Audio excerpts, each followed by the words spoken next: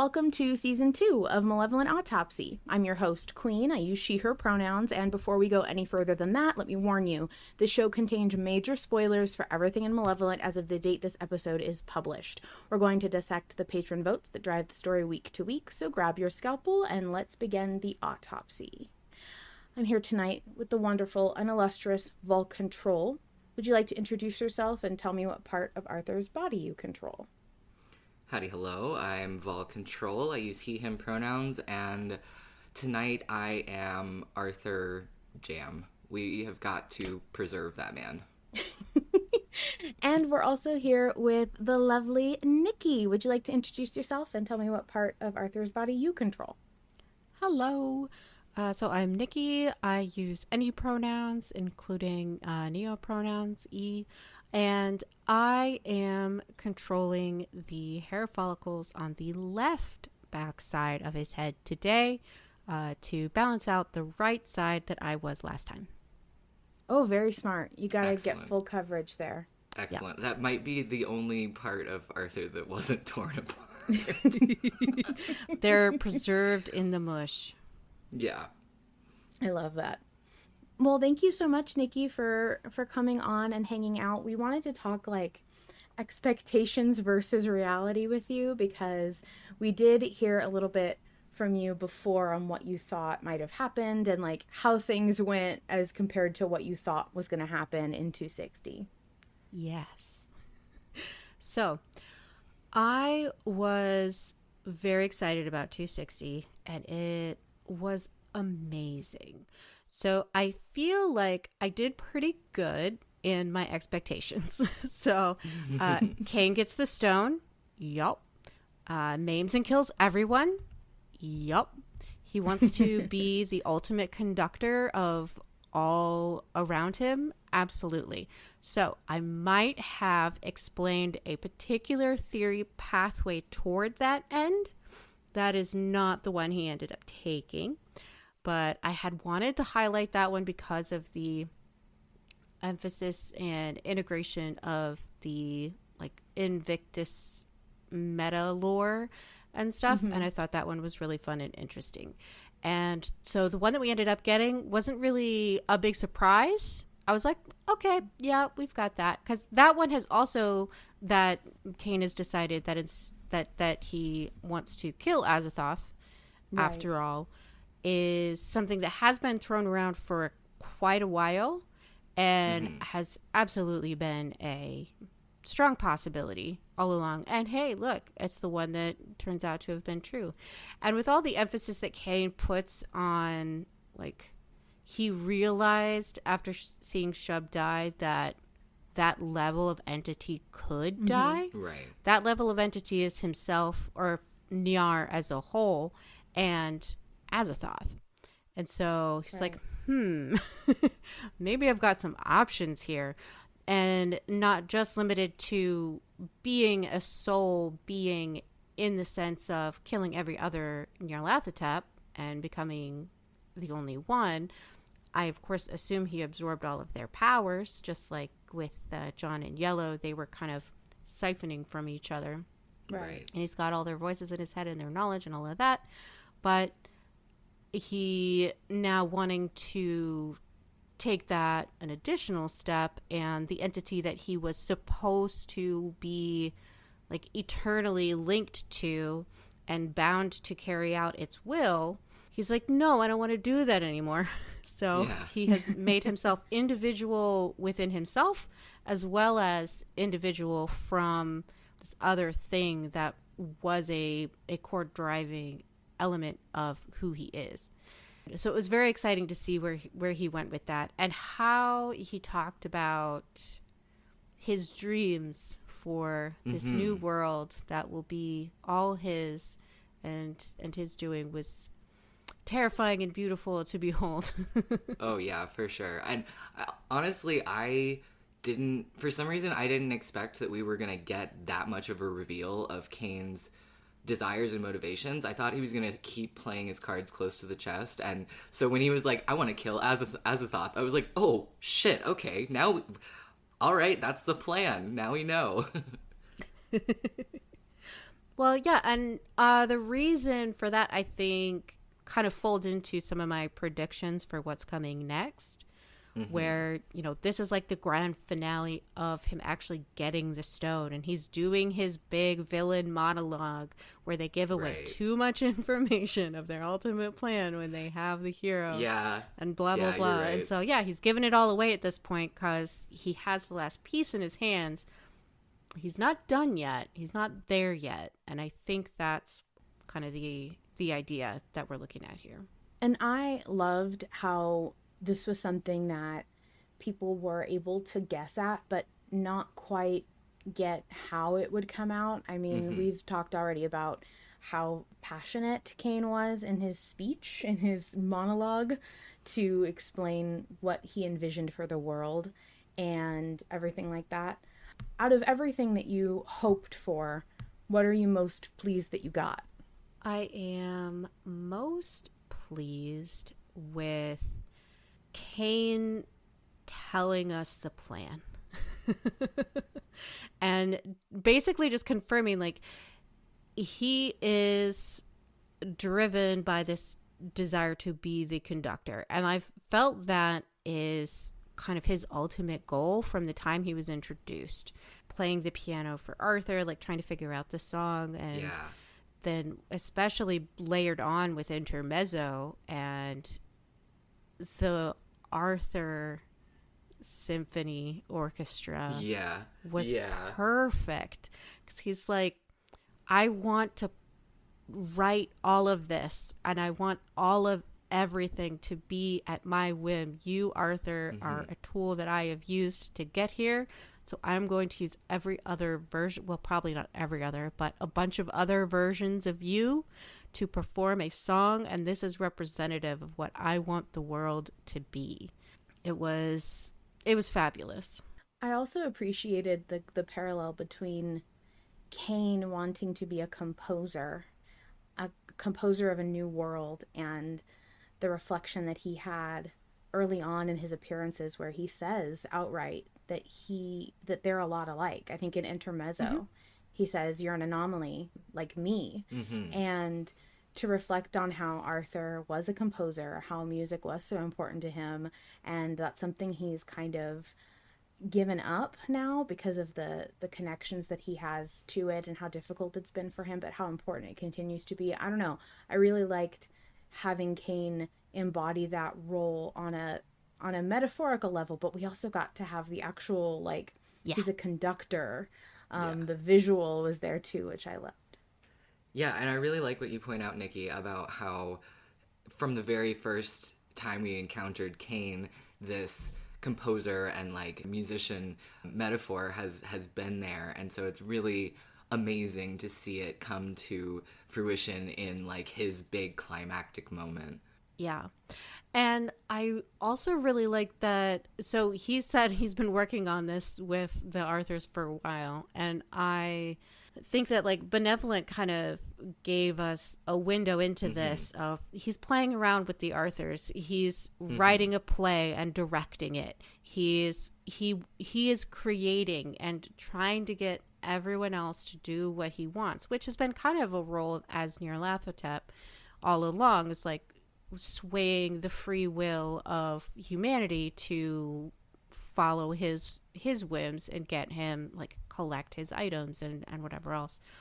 Now that he has, like, complete creative freedom over himself and what he wants to do, then just seeing that play out is like, he is a theater kid all the way through. He is a performer to his bones, and just how much inspiration he's taken from Arthur or sees himself in Arthur in that piano metaphor and how it pulls out, but it also in how much he relates to John, and is just the two of them and how much he connects with them in this, like, weird and twisted way, and uses things about them and the way that they've gone about their relationship and the way that they live their lives and the way they've gone through this whole thing since becoming who they are in the show is just really fascinating to see. I assume he's been working on this song with the Arthurs for about as long as Arthur has been in Frangland. Yeah. He could have been working on it before that, but for whatever reason, I get the feeling that's when he was like, okay, I'm going to pull all these guys in and we're going to write this song and it's going to be great. It's going to be ready to go when I get to Blackstone. We'll do this big performance. I have to say, Peppers made a comment that says, it feels so disgusting. How long did it take for him to torture these Arthurs to do his bidding? That is a great point, because we know how long it takes to break Arthur. Yeah. But also, it also made me think of this is Kane's Larson moment, and he's not going to let us avoid it. Yeah, we don't get to choose not to visit Kane for his big moment. Yeah. Yes, I say Graham Kane is the ultimate parasocial fan. He's made this unhealthy relationship. Oh my God. And he's making it everyone's problem. Yeah. The fact that the wager he's made has been identified, and that is a wager with himself and the universe about whether killing Azathoth is going to kill Kane or not, and allow him to make the world as he wants. Because Nyarlathotep is the same level entity as Azathoth, but Kane was an avatar. Kane's existence was on a piano key. So now that he's gone around and killed everybody and like absorbed them theoretically, potentially, what does that mean for the nature of what he is now and how that interacts with the rest of the piano? Hard to say. We're going to find out. So as like this orchestra of Arthurs and this song that he's done is kind of twofold in my mind. It is either his farewell to the universe piece where he's like, see, I got to conduct something and have it performed and then obliterate the guy that inspired it, and it's beautiful, and if that is the end of me and everything, then so be it. But if it's not, then this is just the beginning and we're just getting started, and it is a beautiful way to begin. Yeah, that's really good, Nikki. I like that. You have such good thoughts. I'm so glad that we have you on. You say things so much better than I could. Okay, so I would love to have your thoughts on some of the voice messages we have. So I'm going to start playing one of them right now. Hi, it's Kara, she, her pronouns. I want to share how crazy it was to experience the season finale as a Patreon this last week, because between the time the very intense vote closed on Thursday and the release on Monday, we had a lot of time to anticipate the upcoming finale and to try to predict what might happen. And most of us were agreed that Arthur had broken his deal, so Kane would retaliate, likely by following through on his threats that he's been saying since Intermezzo, to torture everyone John and Arthur have ever loved in front of them and make them watch. So we were all trying to kind of emotionally prepare for the episode by trying to guess or predict at what that might look like. The phrase, the Pharaoh torture nexus, was coined because the concept came up so often. But then when the episode finally dropped, we were still blindsided. And it's because instead of the psychological torment we'd predicted, we just got very raw physical mutilation torture. We heard our favorite characters screaming in agony, begging for their lives, gore, and then quiet. So it was kind of devastating, and not what I'd expected, even after preparing for Dark. And I felt shook and a little bit confused until I thought about it. And I realized it actually made perfect sense. Arthur has been nearly suicidal for much of the show. Threats to his body rarely move him, only threats to those he loves. Remember when he thrust a knife into his throat to save John's soul from being reabsorbed by the King in Yellow, or when he faced the Butcher to save Daniel? So that's why Kane didn't bother trying to coerce him with threatening his body, even if he wanted to or intended to. And Kane clearly takes some sort of sadistic glee in it. It just wouldn't have worked as a threat, but it does work as a very effective punishment. And also as a finale, make him feel everything his body could possibly feel before he leaves behind his body to move on to the dark world as a spirit, which we knew was coming for season 6. So yeah, that was crazy to experience, but in retrospect, chillingly perfect. Thank you, Kara, for the lovely submission. Really appreciate it. And Kara makes a really good point that threatening Arthur wouldn't have been effective. Arthur would have been even more stubborn and even less likely to give the Black Stone to Kane. And I was so nervous about the outcome of 260, especially once we realized that Faro's safety might not be on the line, but the danger of Charlie being tortured and killed was very real. Ugh, unacceptable. I had to get my anxious energy out by drafting my own script of how I thought 260 was going to go, knowing full well we were in for a twist or something totally expected as per usual, because Harlan is brilliant. In that script, I did get one thing right. Kane called Arthur stupid. And actually, I got the mention of Hope correct too, but that was pretty much a given. I thought John and Arthur might get separated, but I thought John was going to get banished to the Dark World without Arthur first. And I thought that maybe the Hand of Malevolence would run out and Lilith was going to quote-unquote protect Arthur from Kane by sending him to the Dark World.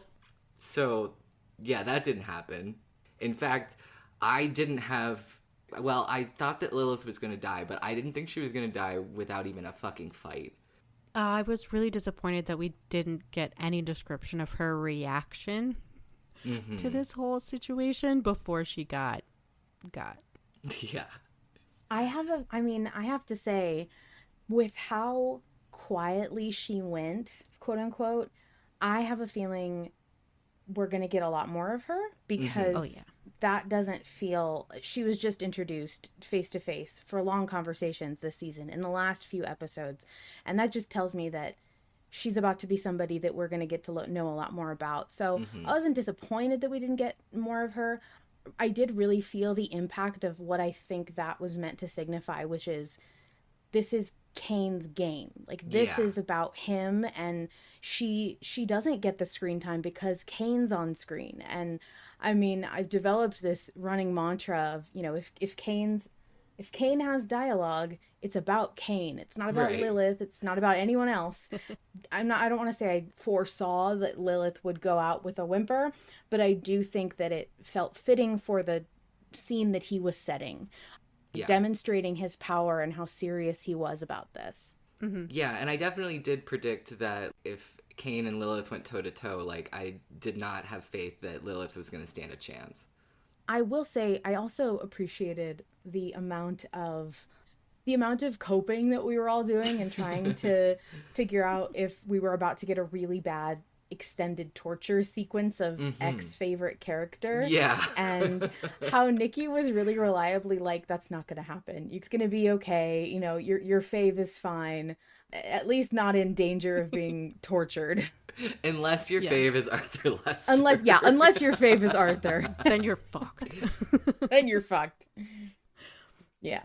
I knew Arthur was going to die, but I didn't predict that his death was going to be so gruesome. And I think that we got delivered the torture that Kane kept threatening everyone else. And I think that Arthur's death would not have been as gruesome if we had given Kane the stone. Yeah, I think if Kane had been given the stone, then Lilith might have been alive but still frozen for a little bit longer. Yeah, Arthur might not have been slowly dismembered from the redacted up with a lovely sing-song description. The longer we go after that decision, the more I re-listen to 260, the less I feel certain about what would have changed, because, and this is maybe a little bit too meta, but I keep thinking of the fact that how do you build the wager as a musical segment and as like that section of the chapter? How do you build that without knowing whether or not we choose to give the stone to Lilith? Like, how much could theoretically change, I guess, and we'll never know is the thing. Like, it's really unlikely that we get told the answer as to what we affected. I will say my gut tells me that more or less it was the same, with a few very minor changes, like maybe some different dialogue from Kane as to why he's ripping Arthur apart, or maybe some different dialogue as to our part in this, or, you know, something about John and Arthur's dialogue even.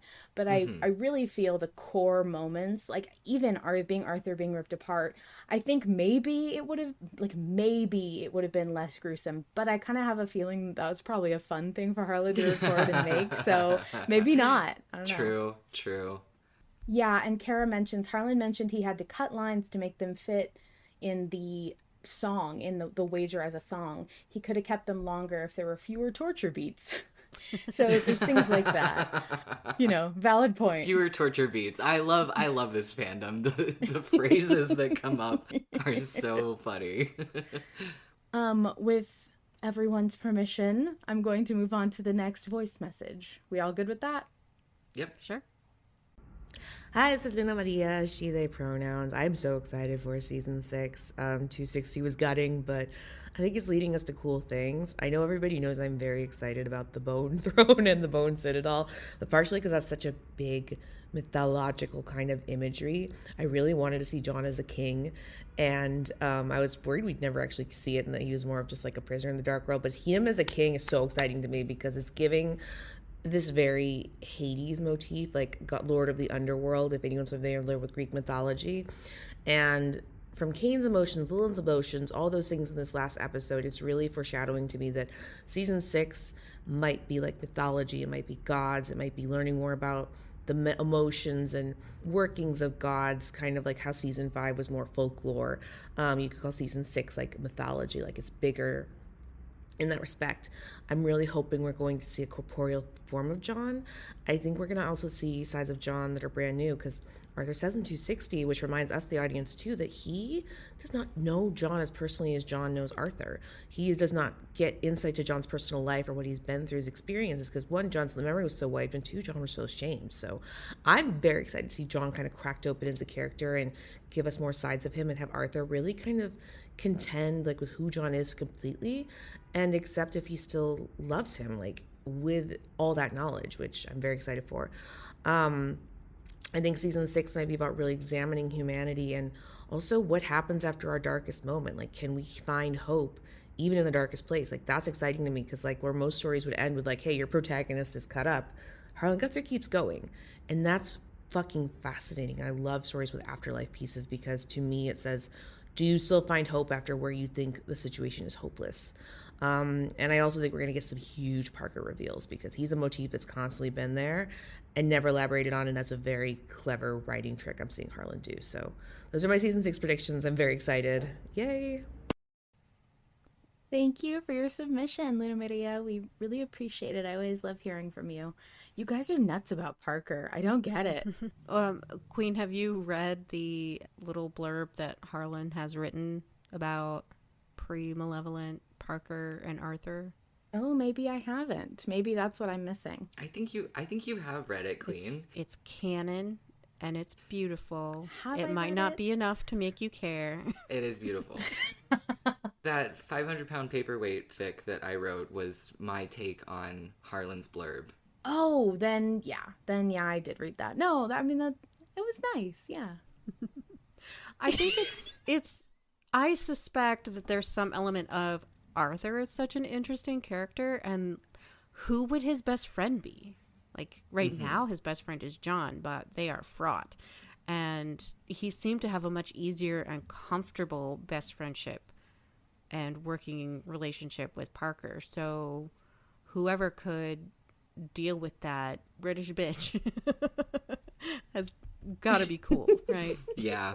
I mean, look, I totally get. Let me say it differently. I totally understand why Parker fans exist and like the beautiful, meaningful friendship that was there. What I mean is, I don't get the obsession with seeing him and bringing him back and somehow getting more about him, because to me, Parker filled his purpose, and I don't want to push that too hard. Like, I don't know, maybe I'm just a different type of fan who, like, I'm really worried that if I see Parker more, maybe it won't be what I'm hoping, what I imagine their relationship to be. But then again, like, you can say that about any character who's not in the narrative right now. You could say that about Charlie even, which, I mean, you'd be wrong. Surprise. There's not like any such thing as too much Charlie, in my opinion, so can't imagine that. I mean, I get the adoration for that dynamic. I just wonder how important that is to the story, because it was over before Malevolent even started. Mm-hmm. Well, I think it's interesting that Luna Maria brings it up about him being sort of a narrative linchpin throughout, several important moments for Arthur on this journey. And it does make me wonder if we're going to get a little, like, another, you know, memory, or, you know, Arthur sharing some moment that he had with Parker, or something, some importance that Parker had to him. I could see that happening. Well, and a lot of things were technically over before Malevolent started that still crop up and have relevance and impact. But yeah, I see what you're saying. Like, sometimes things are more effective when you just kind of get the shadow or the afterglow or whatever, and the details just aren't for you. So I will be super thrilled either way. If we see Parker, I will be really happy about it. If we don't see Parker, that's fine. Yeah. I'm very, like, I'm not against it at all. I just don't have a strong feeling. I am very excited for the possibility of more physical John description and more John Darkworld lore. Yeah. Yeah, when I listened to Luna Maria's message first, I just, like, clung on to, you know, comparing to Hades and talking about season 6 being like a mythology and about the gods vibe, and I'm here for that. I'm so excited. And Yes. I have to break everyone's heart and mention that one of the other Greek myths that have been mentioned that might be parallels in season 6 is Orpheus and Eurydice, and, you know, having to go through the dark world without, you know, looking back to rescue Arthur in some way. And I love a good tragedy. You are not allowed to bring Orpheus and Eurydice in here. Like, it's no big deal, and you're just saying things. That is pain incarnate. I see where you're going, but I also have to wonder, I mean, I know that we've had Arthur and John separated before in this story, and we've managed, but I have to wonder how effective that is round 2. And I have to wonder how you continue the podcast with nobody to describe what Arthur is seeing. Because that's the whole conceit of how the show works. Like, the point is that it's immersive because you are as blind as Arthur. And I have to wonder, if you separate them, what describes Arthur's surroundings to us? And what makes John describe anything if we're in his point of view? So, I don't know. I'm skeptical. But what if we get John alone and he uses descriptions as if Arthur is there as a sort of self-soothing thing? What about I mean, that? you could, but I don't think that's... Yeah, I don't think they're going to be separated going into where we're going. Like, well, maybe I'll save, that's a little more on the prediction side, so maybe I'll save it for later. But I am also very, very intrigued about, like, the different themes that are explored and the, like, narrative and historical literature framing that the different seasons get, and what the dark world is and how that really opens that up to being so many different things. But yes, a realm of gods and immortal massive things, and just the scale of what is potentially out here that we're going to run into really, really bumps up at this point. And so those really dramatic, really large kind of classic tales are really exciting as potential inspirations and draws for this next season. Yeah, it just keeps ramping up and getting grander, a more cosmic scale, and so I'm really excited to see what happens in the dark world. Me too. And, you know, with that being said, I think we're all bursting to talk about our predictions. So I wanted to kick things off with a prediction from a long-time listener. Hello, my name is Graham. My pronouns are he, him, and da capo means from the beginning. And you know what character is instrumental to Malevolent's beginning? That's right, Anna Stanchik. No, I swear, this is not just my obsession and my delusion. Look, she's the one who bound John to the book, who put him in the dark world in the first place. She is the one who was instrumental to Shub's killing. It wouldn't have happened without her. Antoine would have succeeded. It all comes back to her. She's been mentioned in just about every season. It all comes back to her. She's going to show up in season 6. I can feel it in my bones. And when I'm right, all of you will see. She's coming back. I know it. I'm so sorry, Mizra. But also, anyways, yeah. Anna Stanchik in season 6 or the interstitial. She's gonna be somewhere. I know it. I feel it. Okay. Thank you, Graham, for your very normal submission. I wanted to make sure Nicky stuck around because I know that they will have more to say about this theory than we do. Graham, sit down. Wrap yourself in a little blanket. Get yourself a lovely, soothing, comforting beverage. And then extend your hand for me to shake it real hard. Because I definitely am on board with this. Anna, as you said, has been mentioned throughout the show. She is the reason that John exists. She is the one that bound him to the book that severed him from the King in Yellow. So John would not exist and this show would not exist without Anna. And she is, okay, Call of Cthulhu Game 2 spoilers here. So anyone that doesn't want to hear this, shut down for a second. She stopped Nyarlathotep. He had everything together except the Blackstone. He had the location of the Blackstone. He had opened a portal to go and fucking fetch it himself. And Anna hold personed that motherfucker and kept him stuck for the other folks to get through and seal that portal so he could not get out.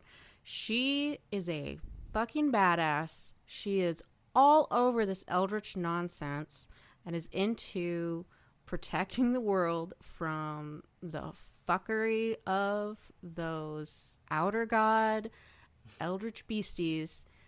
She absolutely, if we're going into the dark world with all these different parallels and Da Capo back to the beginning, and especially with Harlan having mentioned in a commentary that Anna being part of Malevolent more directly was a possible outcome if the tie hadn't been orchestrated between Arthur and John, there was a potential pathway to have worked with Anna already. Interesting. I absolutely think that we can see her. I don't know how central or integral to the plot she might be, just because of a variety of factors, but I am 99.99999 to infinity% positive. You've always got to leave that little tiny room for the unexpected. She's at least going to get mentioned. I think she's going to be on screen for at least a bit. But no, what I'm hearing is that Anna is going to save the world. Like, fuck Arthur Lester. What has he even done? No, Anna's going to step in. She's going to save the world. She's going to she's going to be the hero at the end of the podcast. Oh my God. And just like Charlie, Queen. Right. Just yeah. like Charlie. Charlie has Just been like Charlie. in the background and instrumental in all of this stuff all along the way. He appeared, he's been mentioned and had relevant actions taking place throughout the Call of Cthulhu back history. And look, we got him on screen. Anna is even more central to John and Arthur specifically. So why would we not get her? Especially she's been name dropped more often than Charlie was in Malevolent itself before Charlie showed up. That is true. I'm with you, Graham. I think we're gonna get at least a little bit of Anna. And I'm glad that Nicky was here to talk about that because Graham's gonna cancel me for this. I honestly I forgot that Anna was the one who sealed John in the book. Yeah. I only don't forget it because Graham doesn't let me forget it. Yeah. I forget about Anna routinely. There inevitably is Graham to remind me. So, yeah, but I think it's not completely unlikely. I'm totally open to it. Now, do I think she's the hero that will save the world? No, but I do think she will make an appearance and it will be important. Yeah. Yeah. And that's cool. I'm excited for that. I'm excited for that for Graham specifically. Yeah, I'm excited for Graham specifically. Nikki, why don't you tell us what you think Da Capo is going to be about / your predictions for the season? All right. So it's already been mentioned. I do not think we've seen the last of Lilith. I think she is absolutely going to come back. I don't know that we're going to see her in Da Capo, but I do think that she'll be woven through season 6. I think the main goal of season 6 is going to be actually stopping Kane from enacting his plan. He's got his item. He's done his big villain speech. He still has work to do, and I think that's where this season takes place, in that intermediate time before he can actually get everything off the ground and rolling. As for Da Capo, I am kind of torn between whether I think it's going to be in the Waylay. I definitely think there's more to the Waylay, and this seems like a perfect place to visit it. And then season 6 start in the Dark World itself, maybe. Mm-hmm. John didn't go there before, but John wasn't dead. Right. Effectively, Arthur has been obliterated, and Kane can decide that John is dead as well, right, in a way that the witch couldn't. So they might go together and then get kicked out. I'm not sure. Mm-hmm. And of course, like, not necessarily kicked out, but, move along. Because a waylay is a temporary interruption of a journey. Yeah. Yeah, and I just want to briefly chime in and remind people, because I did see somebody in the chat say, what's the waylay? You might have missed it. It was easy to miss it, not to really understand. It is the place that after Arthur dies and gets brought back, we have an interlude where there's a lounge singer, and he gets his blood and sand from a waiter, and, they have a brief exchange, and then Arthur wakes up. So that's the waylay. Mm-hmm. And I just want to interject real quick, because Ivy on the Invictus server has a theory that Lilith is the management of the Waylay, and said that there was, like, a lot of evidence, and I was so curious. So I asked them, like, where is the evidence that, makes you so certain? And one of the things that they said was that it was Lilith's influence, and Arthur being her favorite. That's why he went to the Waylay when he died, because why didn't Kane respond when Arthur died? He surely would have come to, taunt him about failing, but instead I think Lilith was protecting Arthur from Kane noticing that. I don't know. And so I think with Lilith's nail being in Arthur's hand, that there is a possibility that they will be waylaid to the Waylay. I'm throwing tomatoes virtually at you for that. I'm also kind of curious about, so the interstitials we've had first was Coda. Arthur dragging himself through the snow on the verge of death. Next was Prelude. John and Arthur are not there at all. We see the Butcher and Larson talk, and that kind of sets us up. And then Intermezzo, which, of course, John and Arthur again, and Kane learning about what Kane wants of them that he cannot do himself. So now we're at Da Capo. We have, in a sense, alternated Arthur, none of the main characters, John and Arthur. Are we going to alternate back to John and Arthur aren't here? We're going to see some entirely different perspective that is kind of setting us up for some additional context or anticipation of what's going to come in season 6. Back to the beginning, as Da Capo indicates, is this going to be like a scene with Parker in the PI office when Arthur has the book? I'm really curious. I'm really curious. And Harlan has said that Da Capo is, like, I think 17 minutes and 40 seconds. So it's a juicy one. Yeah. So my mind is, like, churning with all of these possibilities of what it could be. And I haven't really settled on what I think it's most likely to be, beyond the fact that I think it is going to be incredible. And it's really going to set us up with some good context and good like foreshadowing and juicy stuff to jump into season 6 with. I think it's going to leave us with a bunch of questions and anxiety. I completely agree with you. Like, I sort of had to like scrounge together some predictions because when people first started theorizing about what might be coming into Capo in season 6, my head was just completely empty. 260 rewired my brain, and I couldn't. I was like, I don't know. I don't fucking know. And that's one of the exciting things about listening to Malevolent and the way that the story unfolds week to week, because Harlan's writing always leaves you guessing. Like, even before I became a patron, when I was listening to Malevolent the first time with Queen, it became a running theme. It was like, oh yeah, you're gonna know what's going on in the episode for the first like 40 minutes, but everything is gonna change in the last 10 to 15 minutes. It's very different experiences for everybody. I know some people leap immediately to what's going to happen next, and others are just like, I need a minute. So totally different ends of the spectrum definitely represented here. I have to admit that 260 did leave me reeling a little too hard to immediately jump into predictions, but I do have some. But before we go into all that, Nicky, what are you most excited about for season 6? So, the Dark World. I'm really excited for what lore is built around it, for what little Easter eggs are going to be in there that I'm going to be, haha, I get that reference, which those types of things have been all the way through the entire show from the very, very beginning, including references to the Dark World. The pile of horse corpses is Corpse Mountain. a reference to games and stuff.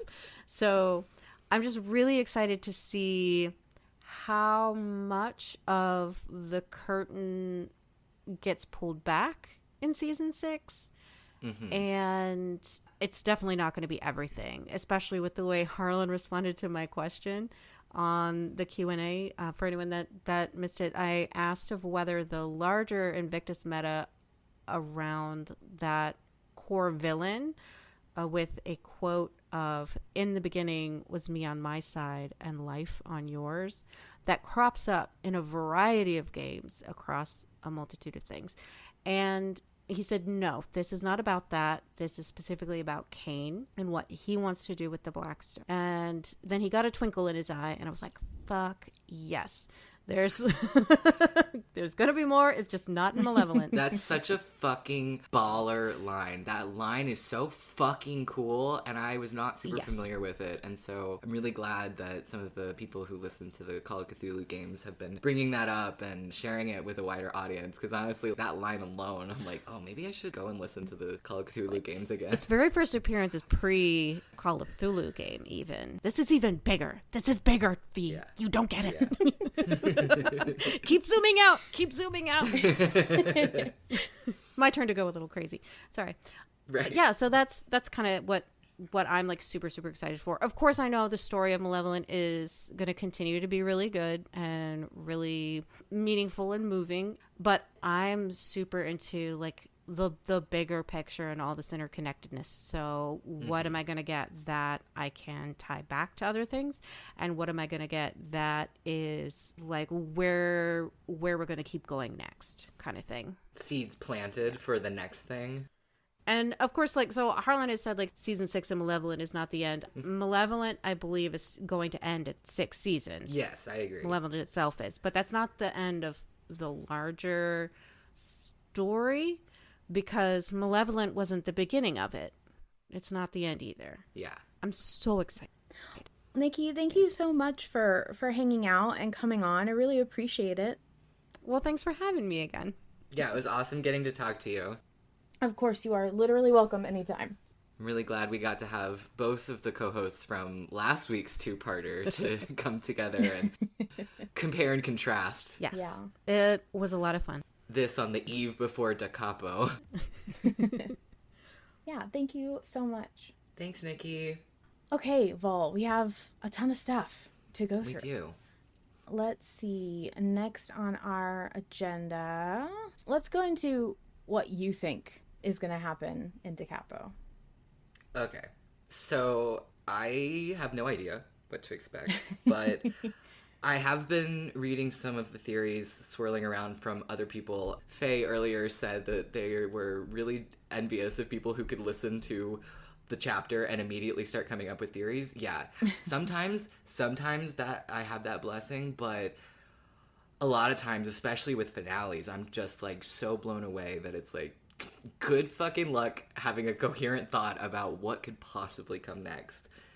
But I do think that a time loop might be possible, and I think that could be really interesting.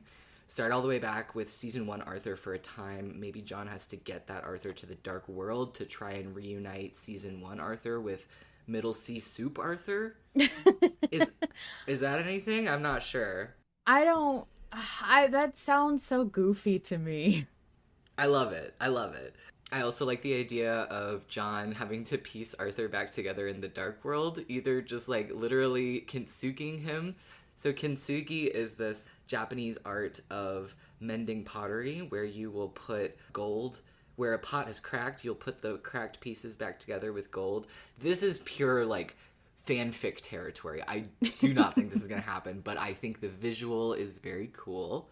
But yeah, either having to like put his soup parts back together or having to find bits and pieces of other Arthurs to put that man back together again. And then my last prediction is John feeling responsible for Arthur's death, mirroring the way that Arthur felt responsible for Antoine's death, especially after Arthur saying he never should have opened that damn book. Oh, Jesus, yeah. Just primed John to feel the most guilt. I totally agree. And I think although the time loop thing is a little wild, and I could probably see it, and I could see Harlan could do it well. So I would trust him to do a time loop that's pretty satisfying. And I mean, really, it's because of the name of this interstitial, like Da Capo, and it means go back to the beginning. It literally means from the head, which I find interesting. Yes, that is interesting. I don't know. We'll see. I mean, it's not the craziest idea I've heard. What are your predictions, friend? I don't really have any. Mostly because I suck at this. Like, I suck at Malevolent. I don't play Malevolent very well. You do the votes and the debates. You don't do the prophecies. On the bright side, I always have fun because if I never predict anything, I'm always excited and surprised and shocked. Right. But yeah, absolutely. There are a couple things I feel okay saying. So first of all, full disclosure, I have great old ones knowledge, which means I probably shouldn't say anything about what I predict because there is some stuff that like I can't talk about. But I do strongly believe that we'll have the opportunity to encounter like other versions of characters, or at least witness the worlds that have died and maybe see some scenes or visit some areas or even watch some other versions of like Arthur or like, I don't know, like Charlie or something. Wait. I have to interrupt you for a second. So Autopsy episode 37 went public today, and so I listened to it last night, and I had to write some of the quotes down, and one of the quotes I wrote down was, you literally said, I love when other timeline versions get to interact with each other. And that was back during the interaction with Scratch on the flashbacks. That was literally when we had to decide who was going to get sick next. So that was just wild. And I mean, yeah, it's a trope you like. I know it's a trope you like. So it's not like it came out of absolutely nowhere, but still it was really funny listening to 37 with what we know now. Yeah, especially given that we got the Arthur Orchestra.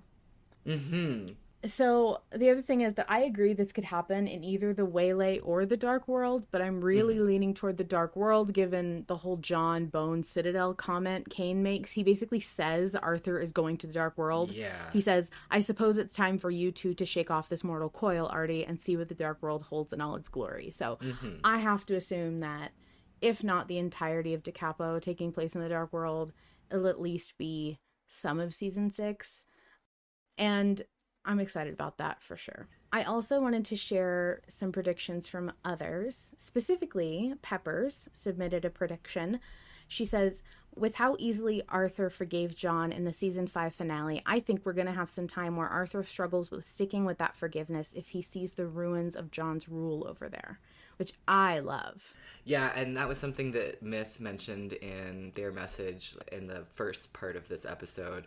They were talking about how they're in the fucking dark world now, and they are going to have to face a lot of that darkness that they said they didn't want to put behind them. Yeah. Just how bad is what John did going to be. And I mean, the theme of season 6 is acceptance, but I wonder how far Arthur's gonna have to stretch that to really be able to accept all of the terrible, horrible things that John might have done. Yeah.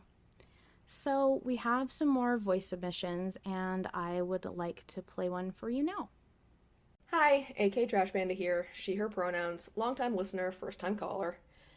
Fam, I think our Arthur's dead. For kinda real this time. Like, this one feels pretty real. I don't think he's just gonna pop back up with no cane and no talisman. He has nothing to heal him this time. This one feels really weighty. Like, this one's gonna cost us more. And I also don't think we're going back to the Dark World. At least not right away. I think John's about to get shunted back into another Arthur, and we're going to start over in part 1. Say it with me. Time loop. Alright, I'm not a music theorist, but if I understand the concept of da capo al coda right, you play through a song up to a point, jump back to play from the beginning, skip a section, and then play to the end. My theory is we're going to the actual literal beginning. We're going to hear a scared, shaky little hello, and I'm going to burst into flame, but John knows who he is now. John knows what's happening, and he's going to do everything in his power to pilot this Arthur like a mech suit into getting his real Arthur back. Either a redo of the events of season 5 or a journey into the dark world. Save the wet paper bag of a man, save the world. I mean, I've thought that we were going to do a time loop for a very long time now, but it was something Harlan said in his Da Capo post that made me really think about this. He wrote, "What I have in store may be cathartic at times, painful at other times, but in a lot of ways will achieve what I wanted to with season 5, and, in some respects, failed at. But you'll see what I mean eventually." They failed their mission in season 5. They're gonna have to redo something to succeed at what he wanted to achieve. Something has to change the cycle. I see where you got your time loop theory now, Vol. Apparently this is a big deal. No, apparently I lifted it directly off of AK. Yeah, I love that. No, there was a lot of excited chatter about time loops a few days ago, and it got me really excited because I do like a time loop. But AK, that message was hilarious. Save the wet paper bag of a man, save the world. It took me out. Also, piloting Arthur like a mech suit, yes. It's very good. Don't you think it would be interesting if John, not the entity, but John, returned to season 1 Arthur? Yeah, I think so. I have to imagine that if he did that, there would be a lot of different, and I can see why Harlan would say this is the biggest undertaking yet, because people would get really bored really quick if you play out the whole frickin' seasons of Malevolent, like in flashbacks or something like that. So he'd have to get really creative with how he expresses the fact that John is aware and he's changing things or whatever. So doing a time loop in this format, I would be very interested to see how he does it, but I don't want to put all my eggs in the time loop basket. What if I'm wrong? Yeah, that's fair. That's fair. AK's message was apparently a little bit longer, so they submitted another one, so I'm going to play the rest of it. And I don't think it would be on purpose. That's my theory, at least. I don't think Kane's doing this because he wants a time loop. Something has to be triggering a time loop for countless cycles, but maybe that's what happens when Kane tries to use the stone, and it just keeps happening every time he gets it. And I know we've heard about all the failed pairings, and our Arthur is so special, but maybe it's not Arthur who's special. Maybe it's John. Kane has dismissed him from the beginning, even though he himself can't figure out what would make Arthur so special. Maybe it's actually the unknowable entity that chose humanity that's the dark horse Kane truly can't understand. For Arthur and his journey, how fucking poetic would it be if after everything, Arthur has to save himself? All his self-loathing, all his suicidal ideation, and now this version of himself has to team up with someone who truly loves him to pull himself back from the clutches of death. Our Arthur will see not just John, but himself loving himself enough to bring him back from literal hell. The healing. Do you hear me? I also think this has been happening for countless cycles. That's why John knew the song. That's why he knows the poems, because he's fucking heard them before. He knows them because he knows Arthur. Even if his memory's been fucked, he's already been irrevocably changed by him. Arthur's influence is more than memory deep. He's in his soul. And maybe at this cycle he has something that keeps his memories. Something like a fragment of Lilith? Arthur heard John's voice in the Dark World in part 9. Yorick said he's known John for a long time. What does that mean? We have to talk about this. We have to tie... No, wait! Who are you? What are you doing? I'm not... No, let me go, there's more! John's blood for Arthur's gonna save him! No, do you hear me? His blood for Arthur...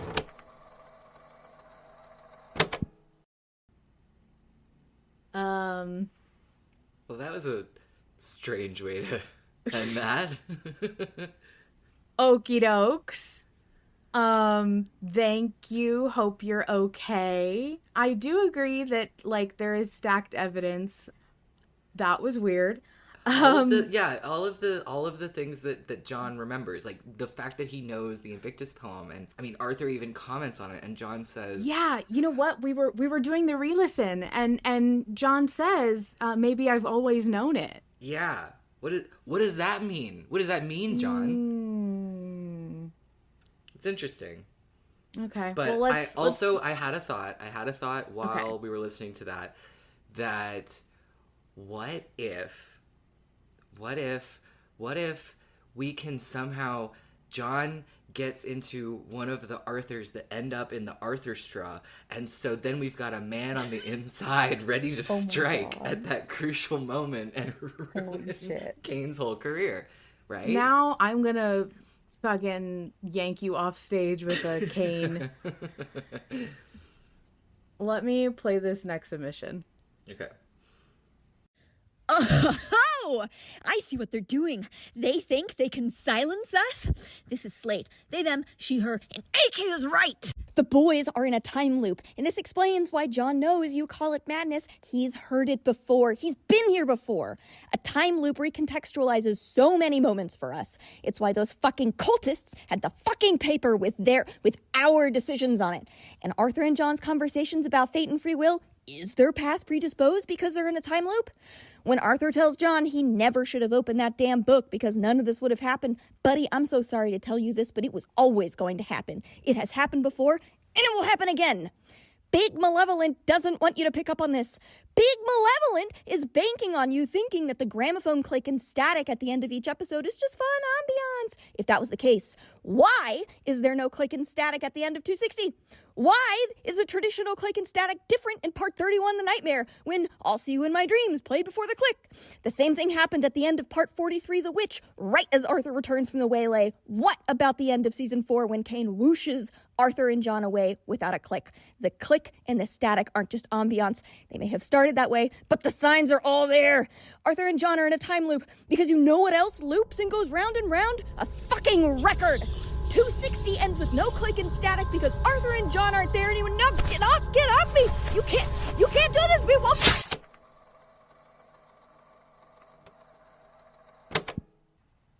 Slate? Are you okay? Are you out there? Did they get Send you? me a DM if you're okay. Thanks for your submission, but don't do any more if you're at risk of something bad happening. I mean, I have to say, a lot of Slate's points were, how do I say, unhinged. Be fucking careful, bro. No. If we say that their theories are unhinged, then they won't come for us, Queen. That's the strategy. Okay, all right, okay. Yeah, I don't know if a time loop's gonna happen. That sounds a little bit fucking insane. Oh, hold on, one second. What? What? I'm doing a show. Do you really need to? Okay. I got a note. It says, next submission, Autumn, she, her pronouns. Oh. So, I guess... It just arrived? Yeah. Okay. All right. I'm gonna go ahead and play this one that's labeled Autumn. Hello? Where am I? Did I hear people talk about time loops? Is that blood? What do you mean get on with it? Fine, whatever. Well then, as AK and Slate have said before me, it very much seems like Da Capo will take our John back to season 1 again, and oh boy, this fucks me up. It's like some twisted reverse of Yellow, but with Arthur instead, and it'll be interesting to see how John deals with the power imbalance in comparison to season 3 Arthur. Would he treat Ulcer similarly to how Arthur did Yellow, or would he be more understanding? Would he withhold information to protect him or give it freely to try and bring Ulcer up to speed, no matter the consequences of such an insane law drop? I don't think Arthur, if you will, is gone for good though. I like to think Harlan wouldn't do that, considering he gave us John back after a few episodes of Yellow. Not to mention, leaving him behind entirely would feel very unsatisfying after all we've been through by his side. But how does this relate to the Dark World, you may ask? Well, John has described the Dark World as a place where all the dead things go, a junkyard for all timelines. By definition, this means it would exist outside the time loop John is trapped in. I think it would be very interesting to follow Arthur in the Dark World as he figures out how to help John break the time loop from the outside, as John works through the same from the inside. And since the Dark World is where all the timelines converge, Arthur could possibly meet alternate versions of himself and John that could potentially aid him. Kane is majorly fucked up with putting so many Arthurs in one place, especially when just one set gave him so much trouble. Since the Dark World is outside the time loop as well, this could also explain how the Vanguard has known John for such a long time. Longer than John can remember, the Vanguard isn't in the loop, so would have met and remembered John's many previous iterations. Arthur also had the Krillith to think about. If he and John really are separated in the Dark World, maybe Lilith temporarily usurps John's role as backseat driver. At the very least, I'm certain she'll play a part in Arthur's fight against Kane's bloody oblivion. That's time? Well, fuck you, actually, because I was going to talk about Arthur meeting Parker in the Dark World and how that would play out. I don't want to set the world on fire.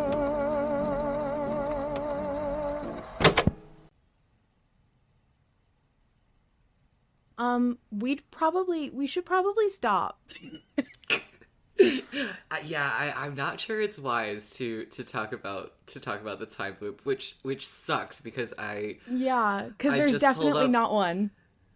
Nope, there's no time loop, and it has nothing to do with a song from Hadestown, and you know what? You know what I'm talking about. If you know, you know. If you know, you know. No, don't worry about it. Everything's fine, and there's no time loop. Definitely not. That's a silly theory that people don't believe in general, especially not me, and especially not Vol. Yeah. We'll definitely be back next week to not talk about the time loop. Yes. The horrors absolutely persist. But so do we. Good night. Stay safe. There's no time loop.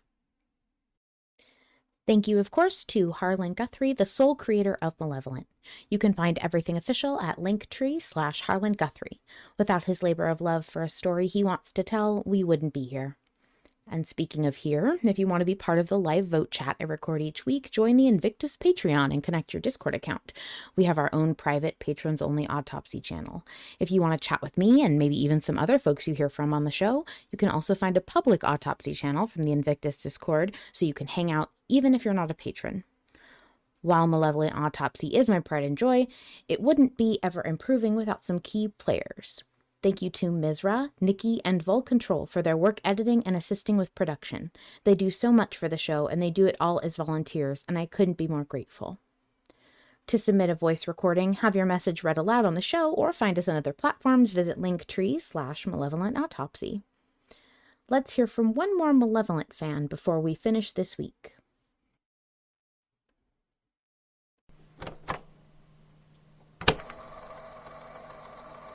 Hey y'all, Slate here. They, them, she, her, and Malevolent broke into my house and rearranged all the furniture in my head. I came to Malevolent in my final months of what felt like an interminable graduate degree. I was drained mentally, physically, and emotionally, and I really couldn't fathom doing anything other than keeping my head above water. But Malevolent and the community that has sprung up around it sneakily rewired the way that I thought about myself. I found myself surrounded by artists, writers, and creators who I admired desperately. I wanted to be like them, but I felt impotent. I can't draw, and the writing just wasn't flowing. I was so frustrated with myself. But this new, insatiable need to create, inspired solely by this show and the community, overrode this. Because of Malevolent, I've realized that there are far more ways to make shit, and I've picked up new skills that I thought were far out of my reach. I taught myself how to build a website just to celebrate Malevolent's 5th anniversary, which I am so fucking proud of. And I'm in the middle of learning a different programming language for another project. I'm picking up graphic design skills for goofy memes, and I've become surprisingly good at riffing off of the Invictus poem. I think about art and creation and my own capabilities fundamentally differently now, and I am so fucking bursting with ideas for funky new projects that I've had to start a running list. I feel energized and alive in an entirely new way. So thank you, Malevolent, and all of you, for rearranging my brain like Arthur's innards.